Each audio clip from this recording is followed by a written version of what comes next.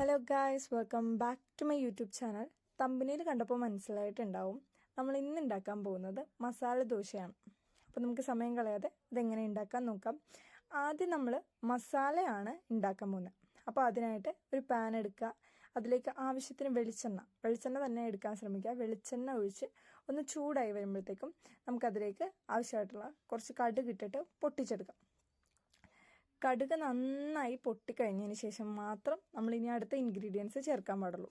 പിന്നെ നിങ്ങൾക്ക് palm oil ചേർക്കുകയാണെങ്കിൽ അത്രയും ടേസ്റ്റ് കിട്ടില്ല, വെളിച്ചെണ്ണ തന്നെ ചേർക്കാം. ഇപ്പോൾ നമ്മുടെ കടുക് പൊട്ടിക്കഴിഞ്ഞിട്ടുണ്ട്. ഇനി നമുക്കതിലേക്ക് കുറച്ച് ഇഞ്ചി, ചെറുതായിട്ട് അരിഞ്ഞ ഇഞ്ചി ചേർത്ത് കൊടുക്കുന്നുണ്ട്.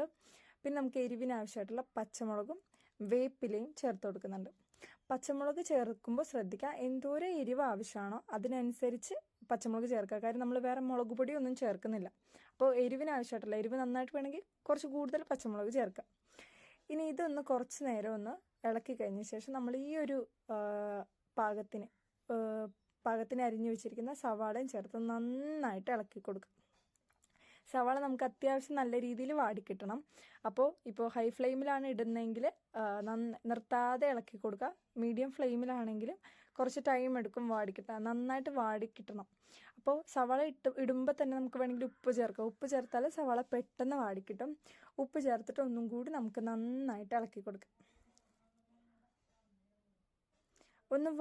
ചെറുതായിട്ടൊന്ന് വാടി വരുമ്പോഴത്തേക്കും നമുക്കതിലേക്ക് ആവശ്യമായിട്ടുള്ള മഞ്ഞൾപ്പൊടി ചേർത്ത് കൊടുക്കണം. മഞ്ഞൾപ്പൊടി ചേർക്കുമ്പോൾ നമ്മൾ ശ്രദ്ധിക്കേണ്ട കാര്യം, ഇപ്പോൾ നമ്മൾ ഉരുളക്കിഴങ്ങ് വേവിക്കാൻ വെക്കുമ്പോൾ മഞ്ഞൾപ്പൊടി ഉപ്പ് ഇട്ടാണ് വേവിക്കണമെങ്കിൽ നമുക്കിതിൽ കുറച്ച് മഞ്ഞൾപ്പൊടി മതി. അല്ല എങ്കിൽ നമുക്ക് കറക്റ്റ് ആവശ്യത്തിനുള്ള മഞ്ഞൾപ്പൊടി ചേർക്കാം. ഇപ്പോൾ ഞാൻ ഉരുളക്കിഴങ്ങ് വേവിക്കാൻ വെച്ചിരിക്കുന്ന ഉപ്പും മഞ്ഞൾപ്പൊടിയും കൂടി ഇട്ടിട്ടാണ്. അപ്പോൾ ഇവിടെ ഞാൻ കുറച്ച് മഞ്ഞൾപ്പൊടി ചേർത്തിട്ടുള്ളൂ. കാര്യം അതിൽ ഉരുളക്കിഴങ്ങിൽ നമ്മൾ മഞ്ഞൾപ്പൊടി ഇട്ടിട്ടുണ്ടല്ലോ. അതുപോലെ തന്നെ കേട്ടോ ഉപ്പിൻ്റെ കാര്യം, നിങ്ങൾ സവാളയിൽ കുറച്ച് ഉപ്പ് ഇടുക. നല്ല ഉപ്പിട്ടിട്ടാണ് ഉരുളക്കിഴങ്ങ് വേവിച്ചിട്ടുണ്ടെങ്കിൽ. അപ്പോൾ ഏകദേശം നമ്മുടെ സവാളയൊക്കെ വാടി വരുന്നുണ്ട്. ഇനി നമുക്കിതിലേക്ക് കുറച്ച് ഈ ഒരു ബ്രൗൺ കളർ ഷെയ്ഡ് ആകുമ്പോഴത്തേക്ക് നമുക്ക് കുറച്ച് വെള്ളം ചേർക്കാം. വെള്ളം കൂടി പോകരുത്. ഞാൻ എടുത്ത സവാളയ്ക്ക് ഇത്രയും വെള്ളം മതി. എന്നിട്ട് നന്നായിട്ട് ഇളക്കി കൊടുക്കാം. എന്നിട്ട് നമ്മൾ ഈ ഒഴിച്ചിരിക്കുന്ന വെള്ളത്തിന് കുറച്ച് തിളയ്ക്കൽ വരുമ്പോൾ, ഒന്ന് തിളച്ച് വരുമ്പോഴത്തേക്ക് നമുക്ക് ഉപ്പും മഞ്ഞൾപ്പൊടിയും ചേർത്ത് വേവിച്ച ഉരുളക്കിഴങ്ങ് ഇതിലേക്ക് ചേർത്ത് കൊടുക്കാം. നല്ല പാകത്തിനായിരിക്കും. നമ്മൾ ഈ ഉരുളക്കിഴങ്ങ് കറിയൊക്കെ ഉണ്ടാവുന്ന പാകത്തിനല്ല, നല്ല സോഫ്റ്റ് ആയിട്ടിരിക്കുന്ന സമയത്ത് വേണം, അത്രയും വേവ് വേണം ഉരുളക്കിഴങ്ങിന് വേവിക്കാനായിട്ട്. എന്നിട്ട് ഉടച്ചിട്ടാണ് നമ്മളതിലേക്ക് ചേർത്ത് കൊടുക്കുക. എന്നിട്ട് നന്നായിട്ട് ഇളക്കുക, നല്ല രീതിക്ക് ഇളക്കുക. അത്യാവശ്യം വേഗണം കേട്ടോ, അല്ലെങ്കിൽ കല്ല് പോലെ കിടക്കും. നമ്മുടെ ഉരുളക്കിഴങ്ങ് കറിയുടെയൊക്കെ ആ പാകത്തിനാകുള്ളൂ. അപ്പോൾ അത്യാവശ്യം നല്ല രീതിക്ക് ഇളക്കുക. ഇപ്പം ഞാനിപ്പോൾ കുറച്ച് വെള്ളം ഒഴിച്ചിട്ടുണ്ടായിരുന്നുള്ളൂ. കൂടുതൽ വെള്ളം ഒഴിക്കണവർ ആ വെള്ളം ഒന്ന് പറ്റണ വരെ നിൽക്കണം. ഇപ്പം നമ്മൾ ഈ ഒരു കുറച്ച് വെള്ളം എടുത്തേക്കണോണ്ടിട്ട് അതൊന്ന് ചെറുതായിട്ട് പറ്റുമ്പോഴത്തേക്കും നമ്മുടെ മസാല നമുക്ക് റെഡിയായി എടുക്കാം. ഇപ്പോൾ അത്യാവശ്യം വെള്ളമൊക്കെ പറ്റിയിട്ടുണ്ട്. ഇനി ചൂടാറുമ്പോഴത്തേക്കും കുറച്ചും കൂടി വെള്ളം വലിയും. അപ്പോൾ കറക്റ്റ് നമ്മുടെ മസാലയുടെ ആ ഒരു ടെക്സ്ചർ കിട്ടും. ഈ ഒരു കൺസിസ്റ്റൻസി ആയിക്കഴിഞ്ഞാൽ നമുക്ക് ഫ്ലെയിമൊക്കെ ഓഫ് ചെയ്തിട്ട് മാറ്റി വെക്കാം.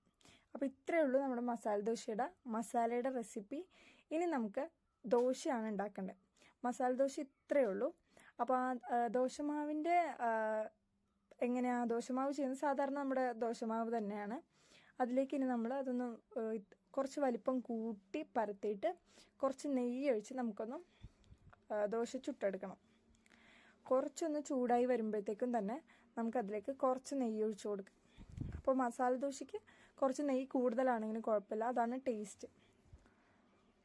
അപ്പോൾ അത്യാവശ്യം വെന്ത് ഇനി നമുക്ക് ഇതിലേക്ക് നെയ്യ് ഒഴിച്ചിട്ട് നെയ്യും കൂടി ഇട്ടിട്ട് ഒന്ന് നന്നായി ചുട്ട് കിട്ടുമ്പോഴത്തേക്കും നമുക്ക് നമ്മുടെ ഉണ്ടാക്കി വെച്ചിരിക്കുന്ന മസാല അതിലേക്ക് ചേർത്ത് കൊടുക്കാം.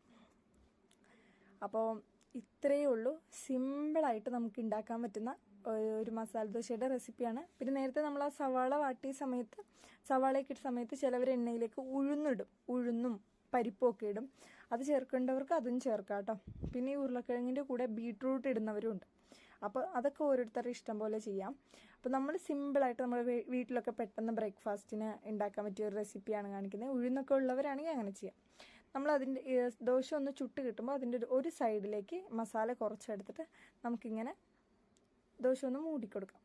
എന്നിട്ടൊന്ന് നന്നായിട്ട് ഈ ഒരു പരുവത്തിൽ കുറച്ച് നേരം കൂടി ആ ഒരു ചൂടിൽ ഇരുന്ന് കഴിയുമ്പോൾ നമ്മുടെ മസാല ദോശ റെഡി ആയിട്ടുണ്ട്.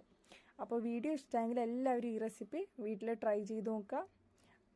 ഈ വീഡിയോ ലൈക്ക് ചെയ്യുക, ഷെയർ ചെയ്യുക, സബ്സ്ക്രൈബ് ചെയ്യുക.